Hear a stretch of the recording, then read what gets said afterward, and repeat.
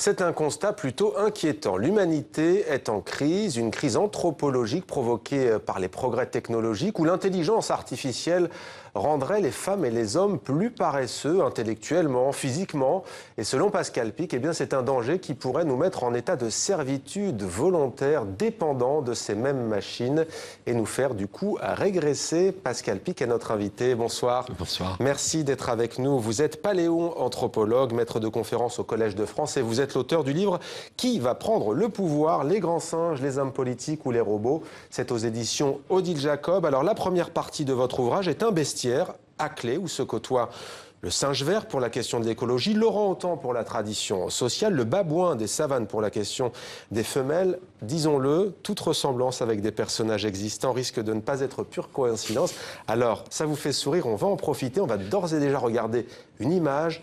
On l'a vu d'ailleurs dans le sommaire de 64 minutes en début de journal. Donald Trump, l'image a fait le tour du monde, qui bouscule sans ménagement le Premier ministre Duško Marković, le Premier ministre du Monténégro. Que vous inspire cette image d'abord ? C'est une marque de dominance formelle, très forte, où celui qui se considère comme le leader veut réaffirmer aux yeux de tout le monde que c'est lui vraiment le numéro 1 et que pour négocier avec lui, il y aura nécessité de mettre les formes. Et effectivement, c'est une façon très brutale, certes, mais très franche, de s'affirmer sur le devant. Tout le monde derrière moi, je suis le grand chef. Et il y a la petite mimique derrière, il bombe le torse, il a ce petit du visage. Dans votre bestiaire, il serait quoi ? Écoutez, quand je regarde... alors, il n'y a pas de caricature dans ce que je dis, c'est des comportements que nous partageons avec certaines espèces. C'est-à-dire qu'effectivement, moi j'ai vu dans des conflits politiques, parce que les chimpanzés sont les seuls à faire de la politique avec les hommes, mais sans le langage, et j'ai vu donc des mâles qui réaffirment leur pouvoir, c'est ça. D'un seul coup, tout le monde est calme, comme on le voit là, et puis il vient bousculer tout le monde, et il se réaffirme au bon torse, en disant, voilà, je suis le leader. Tel un chimpanzé. On vient de voir Emmanuel Macron et la poignée de main. Alors c'est pareil, on a beaucoup parlé de Donald Trump qui essaie de tirer la main comme ça de son interlocuteur sans la lâcher. Parlons d'Emmanuel Macron justement. Vous dites, lui, ce serait plutôt un capucin. Pourquoi ? Non, mais c'est plus sur la question de l'économie. Ouais. Donc ces singes capucins sont assez peu connus du grand public, si ce n'est qu'on les voit dans des films de pirates ou autres. Ils sont petits avec des mimiques. On les voit à l'image, ouais. Ils sont très mignons. Et ces singes ont une particularité, c'est qu'ils ont un rapport taille du cerveau, taille du corps, qui est identique à celui de l'homme, alors qu'ils sont petits. Et surtout, ils sont un excellent modèle pour tester les modèles économiques. Alors, comme M. Macron est quelqu'un qui connaît bien l'économie, enfin, en tout cas, il connaît bien la finance, mais il connaît bien l'économie, il en a été le ministre, c'est intéressant de regarder un petit peu quels étaient les comportements communs. Donc, en plus de ça, il y avait la jeunesse, il y avait l'intelligence, il y avait la pétillance. Donc, c'est un ensemble de critères qui rapprochaient. Mais M. Macron n'est pas un capucin, les capucins ne sont pas M. Macron. Allez, un dernier, on passe au cœur de votre livre, même si ça en fait partie, bien entendu. Vladimir Poutine, on l'a trouvé plutôt tendu, pour ne pas dire déstabilisé, assez inhabituel. Ça avait été l'inverse lorsqu'il avait reçu Nicolas Sarkozy. Vladimir Poutine, lui, qu'est-ce qui vous inspire dans ce bestiaire ? Il semblerait que, d'après ce que j'ai vu à la télévision, moi je regarde un peu la télévision, que la première rencontre entre M. Sarkozy et M. Poutine, ça ne soit pas très bien passé, parce que M. Sarkozy aurait voulu imposer rapidement une façon d'être, il aime bien bousculer les choses et autres. L'ours russe, faut pas trop le bousculer. Et on sent bien que M. Poutine et ça a été dit dans les commentaires, est en recherche de légitimité. Donc, attention avec ce genre de personnage, on le sait très bien, l'ours est l'emblème de la Russie, un animal blessé, c'est très dangereux. Donc, il faut être ferme, parce que ça, devant M. Trump et M. Poutine, il ne faut pas être faible. Là-dessus, M. Macron s'est très bien comporté, mais il ne faut pas non plus chercher à vouloir leur imposer les choses comme cela. Les choses se mettront petit à petit en place une fois que le cadre sera défini, et je crois que c'est bien parti de ce côté-là. Alors, au-delà de ce bestiaire, et c'est bien entendu lié, vous montrez au fond que les questions qui nous concernent vivement aujourd'hui, que ce soit le rapport à l'économie, vous en avez parlé, la redistribution, la gouvernance, l'écologie, la domination également, les inégalités entre les femmes et les hommes, eh bien, tout cela, on le retrouve aussi chez les autres espèces et chez les singes. Alors, un exemple tout à fait clair, sur le plateau précédent, il y avait donc Diane Ducret qui parlait des femmes et de la condition qui leur ont été faite. Ouais. Il se trouve que, sans vouloir dénigrer les hommes, les mâles que nous sommes, vous et moi, le sexe masculin, nous sommes une société qui est très violente vis-à-vis de ces femelles qu'on appelle les femmes. Ça, c'est assez général. Beaucoup de différences, bien sûr, mais c'est assez général. Donc, du coup, on s'est posé la question, est-ce que c'est dans nos gènes qu'il y ait cette tendance à une domination masculine liée à la force physique, peut-être une meilleure aptitude à s'associer. Or, voilà ce que décrit ce livre. Dans toutes les sociétés de singes et de mammifères, mais on reste sur les singes, les femelles restent ensemble toute leur vie. Notamment chez les singes, où elles mettent un seul petit au monde, après une gestation qui est longue, l'éducation est longue, le sevrage est tardif, etc. Et donc, elles ont besoin d'expérience.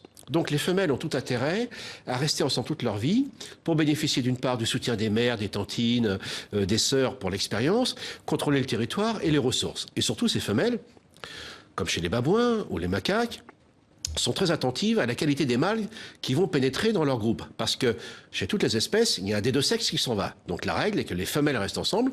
On les appelle d'ailleurs, entre guillemets, le sexe écologique. Et les mâles viennent de l'extérieur. Eh bien, la seule exception, ce sont les hommes et les chimpanzés, dont les bonobos. Là, au contraire, il y a eu un coup d'État politique, il y a peut-être 7-8 millions d'années, comment, on ne sait pas, où les mâles restent ensemble et les femelles migrent à l'adolescence. Dans toutes les sociétés humaines, c'est très bien décrit par Claude Lévi-Strauss et tous les anthropologues, les femmes vont dans la famille du mari. Alors du coup, on comprend bien que si les mâles restent ensemble, il est plus facile pour eux d'avoir le pouvoir que si ils devaient migrer. Mais je donne des exemples où effectivement, chez les chimpanzés et chez les bonobos, les femelles peuvent avoir des stratégies qui, même en migrant, en n'étant pas aptes à avoir la chance de trouver des alliés ou des sœurs dans un autre groupe, elles peuvent installer non pas un matriarcat, mais une gynocratie. Ouais. Sauf que cette intelligence naturelle, notamment des singes, on s'en éloigne. L'homme a tendance à éliminer les singes et à construire des robots. Oui. Quelle est la conséquence de cela? Alors la conséquence est la suivante, c'est que très clairement, si nous ne sommes pas capables de comprendre l'intelligence de ces singes et de ces grands singes, dont certains éléments sont abordés là, notamment autour de la politique, comment allons-nous faire avec des intelligences artificielles? Parce que, tout de même, c'est nous qui les construisons, mais déjà ces machines, aujourd'hui, dans les entreprises, dans beaucoup de métiers, notamment les métiers liés au notariat, à l'expertise comptable, à la banque, les algorithmes sont déjà meilleurs, on les a fait pour ça d'ailleurs, pour chercher les données, les classer, les restituer. Ça aide à la décision diagnostique en médecine. Ces machines sont déjà là.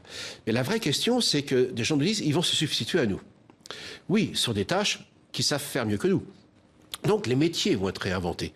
Mais si nous ne sommes pas capables de nous associer à ces formes d'intelligence pour faire évoluer nos métiers et nos compétences, et vous-même les journalistes, vous le savez, hein, les algorithmes vont chercher des documents.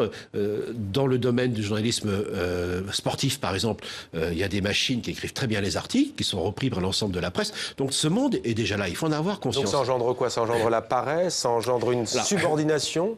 Alors c'est ça l'alternative, où nous nous laissons glisser dans la facilité, parce que maintenant on parle de main-d'œuvre mais aussi de cerveau-œuvre, et c'est ça le syndrome de la planète des singes. La vraie raison pour laquelle les singes prennent le pouvoir dans la nouvelle de Pierre Boulle qui a donné tant de films, et qu'aucun film n'a repris, c'est parce que les gens ont été servis par des machines et des grands singes, et ils ont fini par sombrer dans une paresse intellectuelle et physique. Et à partir de là, ce ne sont pas les grands singes qui ont pris le pouvoir, mais les hommes qui sont soumis, comme vous l'avez très bien dit, à une sorte donc de servitude volontaire. Vous attardez beaucoup d'ailleurs sur La planète des singes, qui est votre œuvre de fiction de prédilection. Bien sûr.